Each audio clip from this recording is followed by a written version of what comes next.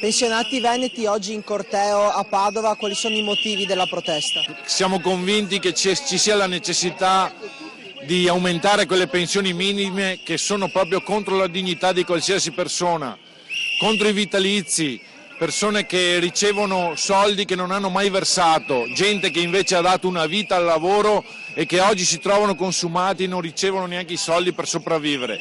Quindi noi pretendiamo una equità sociale, una dignità e un rispetto per chi ha già dato. Non gli è riconosciuto quello che gli spetta, ma un sistema diverso e una concretezza più realista di quello che sta succedendo potrebbe essere un aiuto anche al nuovo mondo del lavoro per i giovani, aprire alcune porte perché ormai i nostri giovani stanno scappando dal nostro territorio nazionale. Vogliamo che ci sia un intervento sulle pensioni che parta da chi sta peggio, che è il mondo degli anziani, il mondo delle donne, e aggiunge anche le politiche sociali.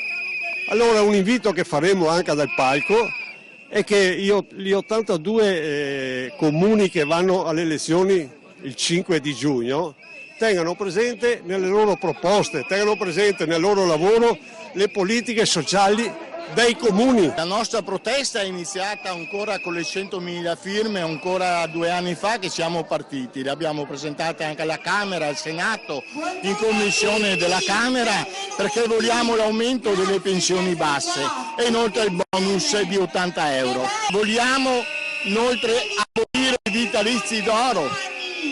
Sulla sanità vogliamo una sanità efficiente.